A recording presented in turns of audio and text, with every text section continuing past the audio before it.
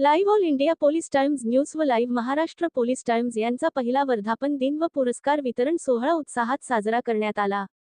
Live all India police times news व live Maharashtra police times यांचा पहिला वर्धापन दिन साजरा करण्यात आला। त्या कार्यक्रमाची सुरुवात दीपप्रज्वलनांनी केले करण्यात आली। प्रस्ताविक लाईव्ह महाराष्ट्र पोलीस टाइम्सचे मुख्य संपादक प्राचार्य डॉक्टर एस.के. गायकवाड यांनी केले। कार्यक्रमाचे अध्यक्ष प्राध्यापक यानंतर पुढचा पुरस्कार स्वीकारण्यासाठी इथे आमंत्रित महानगरपालिका सोलापूर तसेच महाराष्ट्र पोलीस टाइम्स मुख्य संपादक उमेशजी काळे, संपादक उपेंद्र दासरी, राष्ट्रीय मोदी सेवा समिती संघटन भारत श्री राजकुमार पुलकोटे रेड्डी, प्रदेश महाराष्ट्र महामंत्री तसेच अशोक चव्हाण, उपसंपादक वैशाली उबाळे, संपादक सौरभ माने, संपादक सुवर्ण पाटील व महाराष्ट्रातील सर्व तालुका जिल्हा प्रतिनिधी उपस्थित होते। कार्यक्रमाचे प्रमुख पाहुणे म्हणून सोलापूर महापालिकेचे अतिरिक्त आयुक्त माननीय रवी पवार साहेब बोलताना म्हणाले की पत्रकारिता निर्भीड व सचोट असली पाहिजे। पत्रकारिता हे खऱ्याखोऱ्याची सर्वसामान्यापर्यंत माहिती कळवणे गरजेचे आहे। त्याचबरोबर पत्रकारिता हा चौथा स्तंभ असून तो समाजाला दिशा देणार आहे। संपादक उमेश काळे म्हणाले की पत्रकारिता समाजाचा चौथा स्तंभ असून पत्रकारितेवरती खरी माहिती समाजापुढे नेत असताना काही अधिकारी पत्रकारितेला बदनाम करण्याचे काम करत आहे व प्रकाराला विविध छोट्या पुण्यामध्ये अडकवण्याचा प्रयत्न करत आहेत असे म्हणाले। अध्यक्षीय भाषणामध्ये प्राध्यापक डॉक्टर आर.एम. काझी म्हणाले, पत्रकारिता हे अन्याय अत्याचाराच्या वाचा फोडण्याचे काम करते आणि पत्रकारिता ही पवित्र आहे कारण संविधानाने दिलेल्या मूलहक्काशी संलग्न आहे। Live all India police times news व लाईव्ह महाराष्ट्र पोलीस टाइम्सच्या वर्धापन दिनाच्या निमित्ताने विविध क्षेत्रात उल्लेखनीय कामगिरी करणाऱ्यांना राष्ट्रीय समाज भूषण रत्न पुरस्कार 2025 व तसेच राष्ट्रीय पत्रकारिता गौरव पुरस्कार आणि राष्ट्रीय सोशल वर्कर आयकॉन अवॉर्ड 2025 असे पुरस्कार प्रदान करण्यात आले। राष्ट्रीय समाजभूषण रत्न पुरस्कार खालील प्रमाणे प्रदान करण्यात आले। वैशाली सागर उबाळे, संपादक राजकुमार पुलकोटे रेड्डी, राष्ट्रीय मोदी सेवा समिती संघटन भारत तसेच सुवर्णा पाटील, संपादक सौरभ माने, संपादक सादिक नदाफ, गणेश भालेराव, अशोक चव्हाण, अनंत चव्हाण यांना प्रदान करण्यात आला। त्याचबरोबर राष्ट्रीय पत्रकारिता गौरव पुरस्कार 2025 यादुल डांगे, उदगीर तालुका प्रतिनिधी, बालाजी गवळी, जळकोट तालुका प्रतिनिधी, राष्ट्रीय सोशल वर्कर आयकॉन अवॉर्ड नागमणी चंद्रकांत भंडारी यांना प्रदान करण्यात आला।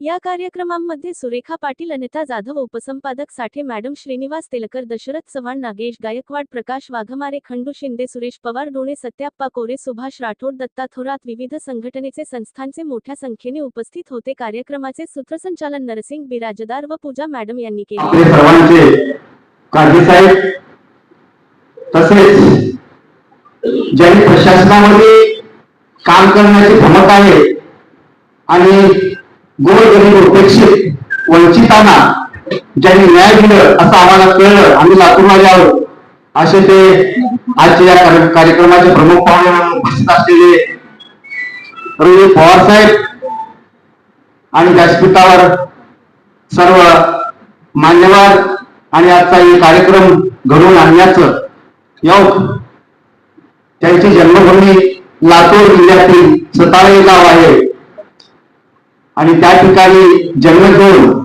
सर्वसामान्यांमध्ये जीवन त्यांचं तिथं जोपर्यंत असते त्यापर्यंत आपलं आयुष्य सामाजिक। त्याचप्रमाणे मंचावरील उपस्थित सर्व मान्यवर,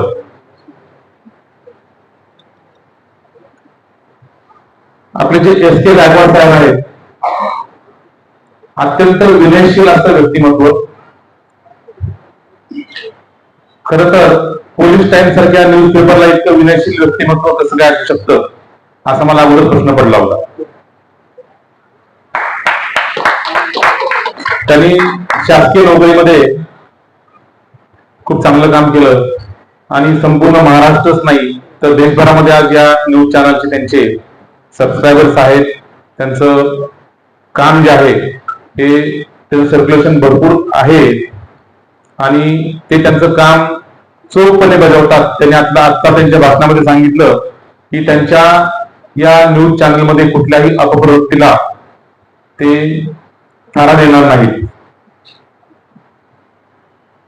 त्यांच्या पूर्वी एका वक्त्याने या ठिकाणी सांगितलं की पत्रकार म्हटलं की मग ब्लॅकमेलिंग वगैरे वगैरे वगैरे,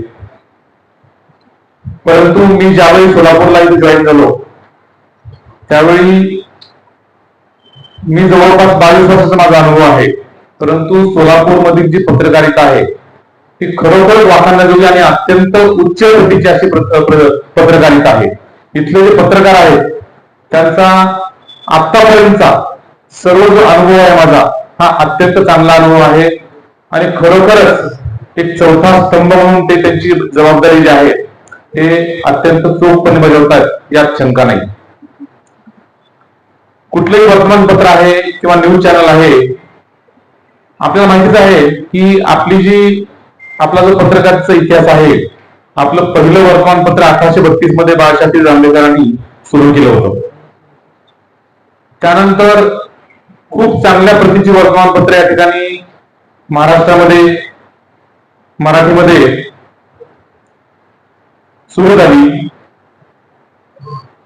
गोपाळ गणेश आगरकर असतील किंवा बाळशास्त्री जांभेकर असतील, लोकमान्य टिळक असतील, प्रति यात्रे असतील, साने गुरुजी असतील, अशी असंख्य नावं की ज्यांनी या महाराष्ट्रातील पत्रकारितेला किंवा वर्तमानपत्राच्या इतिहासाला सोनेरी अशी झळाळी मिळवून दिली आणि महाराष्ट्रातील पत्रकारिता नावारूपाला आली. स्वातंत्र्योत्तर काळात देखील खूप चांगले पत्रकार, खूप चांगले संपादक की कुमार केतकर असतील, म्हणजे माधव गडकरी असतील, माधव गोडबोले असतील, माधव गडकरी असतील, अशा त्यांची संपादकीय लोक अक्षरशः वाट बघायची वर्तमानपत्र कधी येतं आणि आज त्यांनी त्यांचं काय मत मांडलेलं आहे. पण आजकाल जर आपण बघितलं तर वर्तमानपत्र वाचण्याचं जे काही सवय आहे ते अत्यंत कमी झालेली आहे. जी जुनी लोक आहेत तीच फक्त वर्तमानपत्र वाचतात. ती देखील सॉफ्ट कॉपीमध्ये मोबाईलमध्ये किंवा त्यांच्या आयपॅड मध्ये किंवा कॉम्प्युटरमध्ये त्याच्या सॉफ्ट कॉपी पीडीएफ मिळतात आणि त्यातील थोडा बहुत मजकूर वाचला जातो. परंतु खरोखर वर्तमानपत्र वाचण्याची जी मजा आहे ती सकाळी चहाचा गोड घेत वर्तमानपत्र आपण जे वाचतो त्याच्यासारखी मजा नाही. आणि पूर्वीच्या बातम्या सुद्धा बघा तुम्ही, आत्ताच्या बातम्या बघा, जमीन आसमानचा फरक आहे. पूर्वी वर्तमानपत्र समाजाला घडवायची. वर्तमानपत्र जसं त्या वर्तमानपत्रामध्ये संपादकीय लिहिलं जायचं, त्या बातम्या यायच्या, तसं समाजाचे विचार प्रगल्भ व्हायचे, समाज घडायचा. परंतु आजकाल समाज वर्तमानपत्राला घडवतो. आम्हाला हे आवडत नाही, तुम्ही हेच लिहा.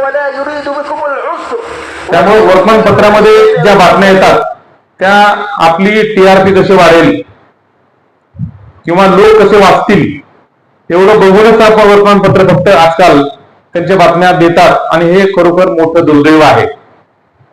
आपल्या संस्कृतीचा, आपल्या एक विचार